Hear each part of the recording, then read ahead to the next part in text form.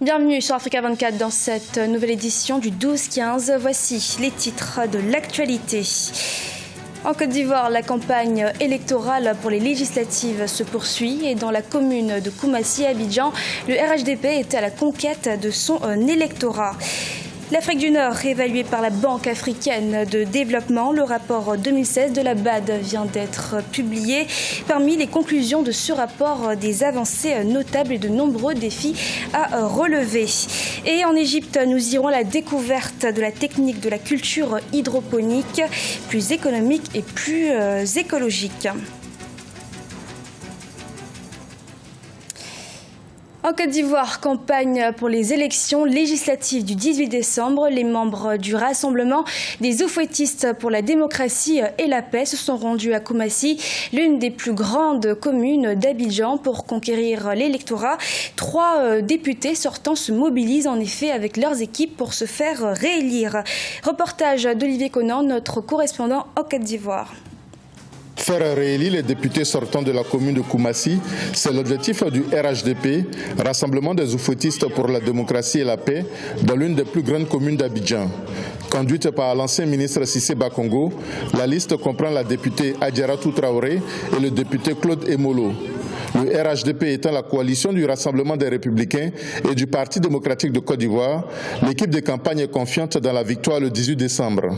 Nous menons la campagne autour du bilan du gouvernement, mais aussi sur les valeurs intrinsèques de chacun de nos candidats, qui sont des hommes de connaissance du terrain de Koumassi, qui sont des hommes et femmes d'action et qui nous facilitent la tâche par leur emprise sur les populations locales. Avec vous, comprendre pour agir, c'est le slogan du RHDP qui veut rassembler dans la paix pour le développement de Koumassi. À l'endroit des électeurs, les députés de la liste Agir pour Koumassi ont un message simple. Qu'ils nous fassent confiance comme ils ont fait confiance au président Lassouane Ouattara. Nous connaissons et nous pensons qu'ils ne seront pas déçus de se mobiliser tous contre un seul homme et d'aller porter massivement leur choix sur notre liste, le RHDP, pour l'avenir de la Côte d'Ivoire. La commune de Koumassi compte 149 901 électeurs. Les candidats du RHDP comptent faire aussi bien qu'en 2011 où ils avaient obtenu la majorité des suffrages des électeurs. Le gouvernement gabonais dénonce l'acharnement des observateurs de l'Union européenne. L'institution a présenté le 12 décembre un rapport sur la présidentielle du 27 août. Un rapport qui relèverait des anomalies dans le scrutin qui a reconduit à la réélection du président Ali Bongo Ondimba. Jean Ping, le candidat à cette élection, a rejeté les résultats et considère que ce rapport lui donne raison et se déclare toujours président élu. La BAD dresse un bilan des économies d'Afrique du Nord. Le rapport annuel 2016 de la Banque africaine de développement procède à un état des lieux macroéconomiques ainsi que des perspectives à venir. Que faut-il retenir des performances de cette région? Élément de réponse avec Amira Benjabala Jean-Pierre. La Banque africaine de développement a rendu son rapport annuel des économies d'Afrique du Nord. Un bilan en demi-teinte qui met en exergue aussi bien les performances que les contre-performances économiques des États de la sous-région.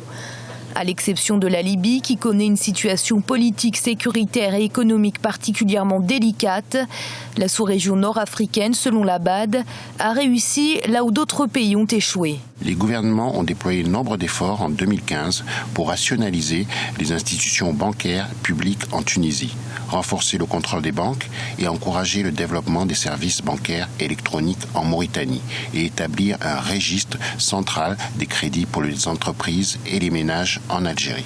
Les projections de la BAD anticipent 2,9% de croissance en 2016 et 3,6% en 2017 en Afrique du Nord.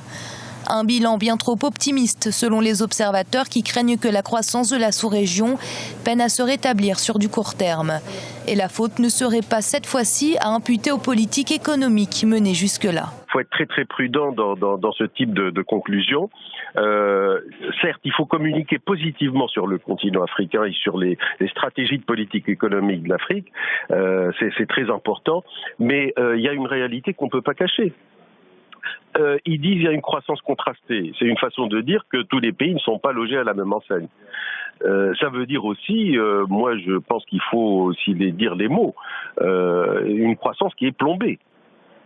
Hélas, à court terme, par l'atonie de la croissance mondiale. Ce rapport concerne précisément l'Algérie, l'Égypte, la Libye, le Maroc, la Mauritanie et la Tunisie et précise que ces pays doivent faire face à des défis de court et moyen terme avant l'atteinte des objectifs en matière d'énergie, d'alimentation, d'industrialisation et d'amélioration de la qualité de vie. C'est une technique agricole qui se traduit littéralement par le travail à l'eau, une technique horticole qui permet de réaliser de manière efficace une culture hors sol. La culture hydroponique est de plus en plus adoptée par de nombreux Égyptiens. Elle serait en effet plus économique en termes d'utilisation d'eau, donc plus écologique. De Gracias, Quedo. De plus en plus d'Égyptiens s'investissent dans la culture hydroponique, une technique agricole ancienne qui consiste à une culture hors sol. Les plantes sont développées sous serre avec la terre qui est remplacée par un substrat stérile, notamment des billes d'argile ou de la laine de roche. Amir Bassiouni a choisi de cultiver de la laitue et d'autres légumes verts dans sa ferme située aux environs de la capitale, Le Caire. Grâce à cette technique, il utilise moins d'eau comparativement aux méthodes traditionnelles pour de meilleurs rendements. L'agriculture hydroponique vous permet de cultiver sur une surface 10 à 40 fois supérieure à ce dont vous avez besoin pour des méthodes agricoles traditionnelles. Vous économisez également une bonne qualité d'eau, ce qui est important en Égypte vu que nous avons des ressources en eau très rares. Il faut être en mesure de développer des projets de ce genre qui nécessitent beaucoup moins de ressources. À la différence des techniques traditionnelles, la culture hydroponique nécessite davantage d'attention et un contrôle permanent. Il faut vérifier régulièrement l'acidité des solutions nutritives ainsi que l'ensemble du système car l'eau devrait être évacuée de façon permanente. Parmi les avantages, la sécheresse ne suscite plus d'inquiétude et les insectes et autres parasites ne représentent plus de menaces. Côté consommation, les produits issus de la culture hydroponique semblent être de plus en plus sollicités sur le marché égyptien. À l'heure actuelle, notre population augmente et les terres fertiles propices à l'agriculture diminuent. Nous serons obligés de déplacer nos agriculteurs vers le désert. Et à ce moment-là, nous aurons utilisé nos ressources en eau disponibles. Si dans 40 ou 50 ans, nous n'avons plus d'eau, nous ne pourrons plus cultiver. C'est pourquoi nous devons trouver de meilleures façons de rationaliser les ressources dont nous disposons aujourd'hui. La région du Moyen-Orient dont fait partie l'Égypte souffre depuis plusieurs années des conséquences liées au dérèglement climatique. La hausse des températures menace de réduire davantage les ressources hydriques déjà assez rares dans la zone. L'une des raisons pour lesquelles beaucoup s'investissent dans la culture hydroponique. Bassiouni, lui, espère développer son activité et exporter ses produits vers les autres pays de la région qui souffrent de pénurie d'eau et où l'agriculture traditionnelle devient encore plus difficile. 24 organes de presse ont été sanctionnés le 6 décembre 2016 par le Conseil national de la communication du Cameroun. Des sanctions qui sont rejetées en bloc par les éditeurs de presse concernés. Ces derniers évoquent des problèmes d'injustice et d'inégalité dans le traitement des plaintes. Reportage de notre correspondante au Cameroun, Viviane Baoken. 24 organes de presse écrite, de radio et de télévision ont été sanctionnés par le Conseil national de la communication ce 6 décembre 2016. Ces sanctions qui vont de l'avertissement, de la suspension jusqu'à la radiation du corps de journalistes sont le fait du non-respect des règles déontologiques. Selon l'un des membres du Conseil, lui-même directeur de publication sanctionné, ces décisions ont été prises en l'absence de 4 membres sur les 9 que compte le Conseil. C'est la première fois, il faut d'abord le signaler, qu'une session du CNC se tient avec à l'ordre du jour l'examen de plaintes et qu'il y ait 4 membres qui disent « nous ne prenons pas part au débat, nous ne siégeons pas pour traiter ces plaintes-là ». Pourquoi? Parce que la plupart des membres estiment que la procédure de traitement des plaintes n'est pas respectée. Du côté du Conseil national de la communication, on refute cette thèse. Tous les membres auraient effectivement siégé, mais la phase de vote aurait connu une abstention minoritaire de 4 membres. Tous les membres du Conseil national de la communication étaient présents. Ils ont activement pris part aux travaux, y compris lors des délibérations des cas de régulation. Mais il s'est fait simplement que, pour des raisons qui leur sont personnelles, ils ont simplement décidé de ne pas participer au vote. En ce qui concerne les éditeurs de presse, il n'est pas question de céder.